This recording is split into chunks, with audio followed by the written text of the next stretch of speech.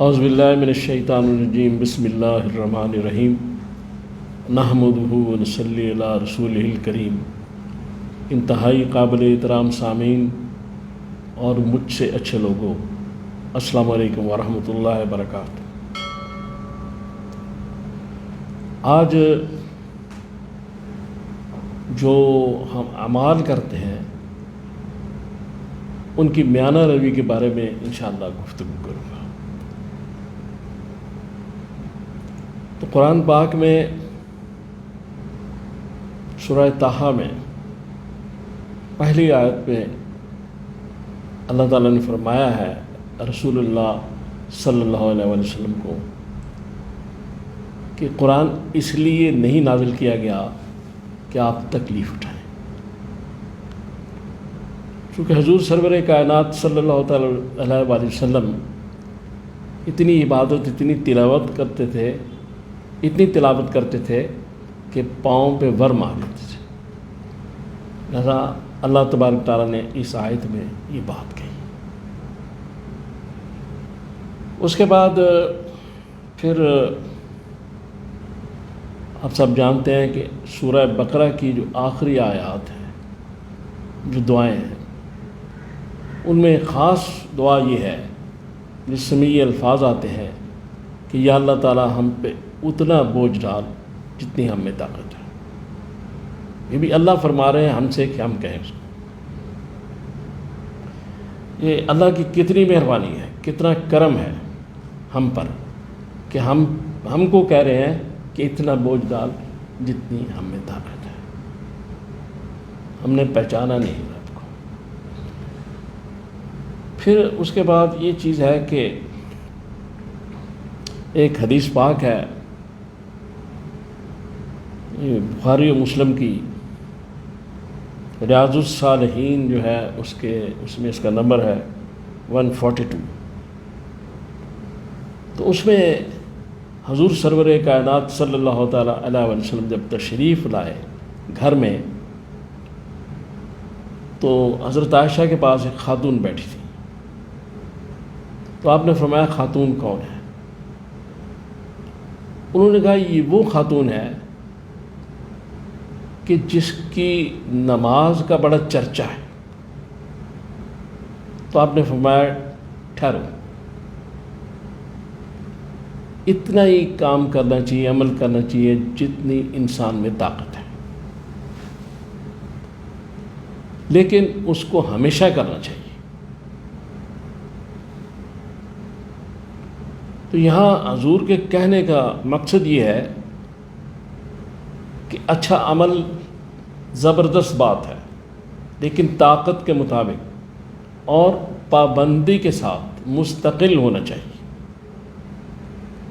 کسی سے کوئی اچھی بات سن لی ہم نے تو ہم پھر جوش میں آ کے اس پہ شروع ہو گئے، دھڑا دھڑ رکعت پڑھ رہے ہیں، لیکن جب جوش کم ہوا تو پھر ایک رکعت بھی نہیں کبھی پڑھی، وہ جو زائد نوافل۔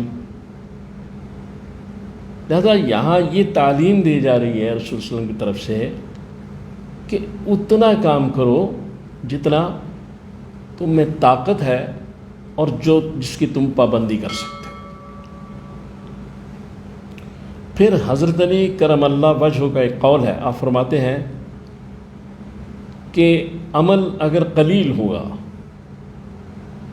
لیکن وہ اخلاص کے ساتھ ہوگا اور پابندی ہوگی اس کی، یعنی ہمیشہ کیا جائے گا، تو اس کے اجر و ثواب کی بہت زیادہ امید ہے۔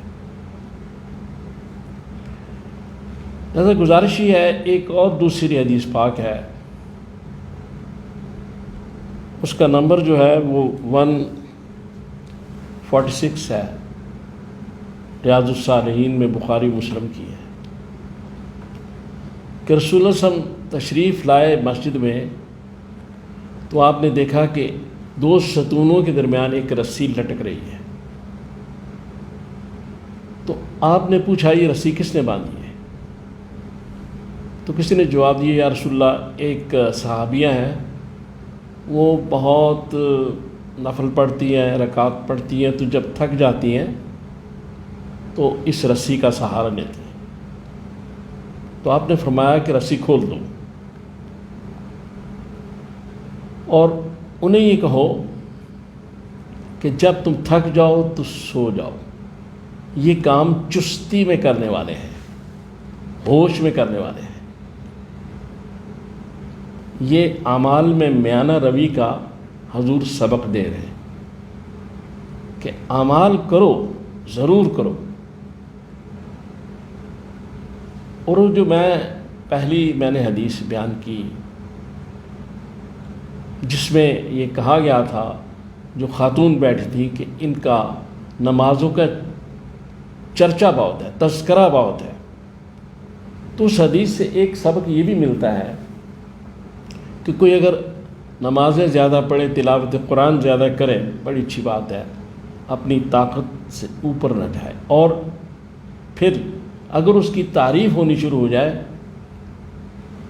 تو وہ پھر یہ ہے کہ اس میں یہ نہ سمجھے کہ میں بڑا عبادت گزار ہو گیا ہوں، میں ولی اللہ ہو گیا ہوں، میں یہ چیزیں نہیں، یہ ذہن میں آئیں گی تو سب کچھ بیکار ہو جائے گا، چونکہ یہ خالص اللہ اور بندے کا رشتہ ہے، اس میں بڑی احتیاط کی ضرورت ہے، اور اخلاص اس میں سب سے بڑی بات ہے۔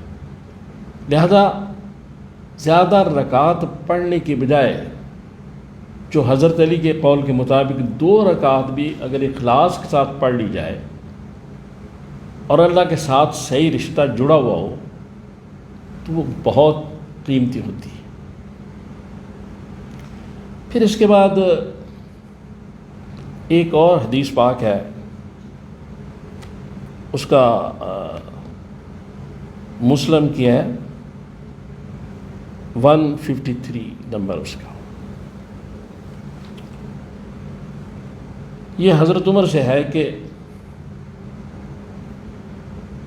آپ فرماتے ہیں کہ حضور صلی اللہ تعالیٰ علیہ وآلہ وسلم نے فرمایا کہ اگر کوئی شخص روز کا وظیفہ جو رات کو کرتا ہے وہ زیادہ تھک جاتا ہے، یہ کسی سستی کی وجہ سے نہیں کر سکا، جو نفلی وظیفے کرتے ہیں ہم یا بعض لوگ،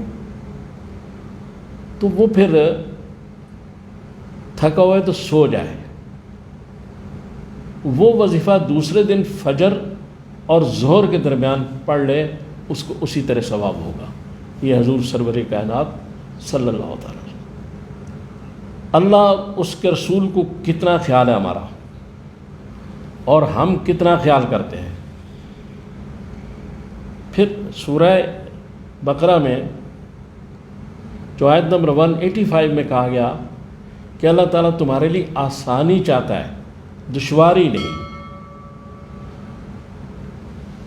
اور اس کے بعد اگر کوئی شخص اپنی شہرت کے لیے یا اپنے آپ کو سخی کہلانے کے لیے یا اپنے آپ کو عالم کہلانے کے لیے یا شہادت اس لیے دیتا ہے کہ اس میں نمائش ہو، تو اس کا ٹھکانہ بھی بڑی بری جگہ ہے۔ تو یہاں بھی یہ بات ہے کہ اگر وہ جو چیز ہے، وہ جو نماز جو پڑھی جا رہی ہے، جو رکعات پڑھی جا رہی ہیں، وہ خالص اللہ کے لیے ہو، نمائش نہ ہو۔ سورہ ماعون کی جو آخری آیت ہے اس میں بھی یہی بات کی گئی ہے کہ دکھانے کے لیے جو نماز پڑھتے ہیں وہ ریاکاری ہے، لہذا دکھانا صرف اللہ کو ہے، مخلوق کو نہیں۔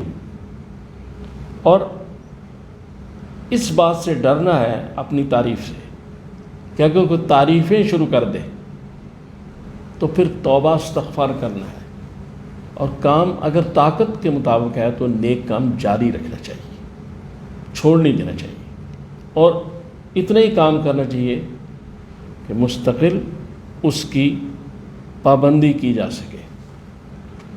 چونکہ اگر بغیر ہم سوچے سمجھے، بغیر کسی طریقے سے جو زائد نمازیں پڑھتے ہیں، فرض تو فرض ہے، وہ تو ہر صورت ان کا حکم ہے، وہ جیسے بھی پڑھے جائیں اللہ تعالیٰ قبول کرنے والے ہیں، لیکن جو ہم دوسری چیزیں پڑھتے ہیں اس میں اخلاص کی بڑی ضرورت ہے۔ اور اگر ایسا نہیں ہے تو سورہ نحل کی آیت نمبر 92 میں ہی فرمایا گیا ہے کہ ایسے ہے کہ جیسے ایک عورت سود کاٹتی ہے اور شام تک کاٹتی رہتی ہے اور پھر اس کے بعد شام کو سارا سود جو ہے وہ ادھیڑ دیتی ہے، یہ اس طرح ہے۔ یعنی مکے میں ایک پاگل عورت تھی، وہ یہی کام کرتی تھی۔ اس لیے گزارش یہ ہے کہ نیک کام ضرور کرنے چاہیے، اللہ تعالیٰ کی طرف رجوع کرنا چاہیے۔ اور یہ جو چیز ہے کہ اللہ تعالیٰ ہم پہ اتنی مہربانی فرماتا ہے، اتنا کرم کرتا ہے، تو مالک ہے، اس مالک کو پہچاننا ضروری ہے۔ مالک حقیقی ہے، اولاد وہی دیتا ہے، رزق وہی دیتا ہے، نفع نقصان کا مالک وہی ہے۔ جتنی دعائیں سب اسی کے آگے مانگی جاتی ہیں۔ تو اپنے مالک کو، اپنے رب کو پہچاننا بڑا ضروری ہے۔ پھر ساری عبادات جو ہیں وہ عبادات کہلائیں گی اگر کوئی شخص توحید پر ہوگا۔ اور یہ جو نیکی ہے صرف نماز نہیں ہے، یہ نیکی بالکل ضرور ہے۔ نماز، روزہ بہت بڑی نیکی ہے، حضور کا حکم ہے، قرآن کا، اللہ کا حکم، لیکن اس کے علاوہ اور بھی ہے، حقوق العباد بھی ہے۔ اور دوسری چیز یہ ہے کہ یہ بھی ایک مسلم کی حدیث ہے کہ اگر کوئی شخص کوئی پودا لگاتا ہے یا درخت لگاتا ہے تو جب تک اس درخت سے، پھلدار درخت ہے، لوگ پھل کھائیں گے، تو اس کو جب تک وہ درخت قائم ہے صدقہ کا ثواب ہوتا رہے گا اس کے برابر۔ اور اگر پھلدار نہیں ہے تو اس میں کچھ سائے میں بیٹھے گا تو اس کا ثواب اس لگانے والے کو ہوگا۔ اور اگر وہ کوئی شخص اس میں سے کمی کرتا ہے، درخت کاٹ دیتا ہے یا کوئی پھل چوری کر لیتا ہے تو وہ تو گناہ گار ہے، لیکن پھر بھی ثواب اس درخت لگانے والے کو ہوگا۔ تو اللہ تعالیٰ کی شان کریمی دیکھیں۔ تو ہمیں بھی ہدایت اللہ تعالیٰ دے۔ اور میں نے جو آپ کے سامنے آج گزارشات پیش کی ہیں، یہ صرف اس لیے پیش کی ہے کہ اسلام بہت اعلیٰ و عرفہ دین ہے، اور یہ ہر جگہ انسان اور انسانیت کی حفاظت بھی کرتا ہے اور خیال بھی رکھتا ہے، بوجھ نہیں ڈالتا۔ بہت آسان ہے، لیکن صرف مسئلہ اخلاص کا ہے، اللہ کے ساتھ رشتے کا ہے۔ تو اللہ سے دعا کریں اللہ مجھے اور آپ کو توفیق دے کہ میں نے جو باتیں کی ہیں ہم ان پہ عمل بھی کر سکیں۔ صلی اللہ تعالیٰ علی خیر خلقی محمد و آلہ و اصحابہ اجمعین برحمتک یا ارحم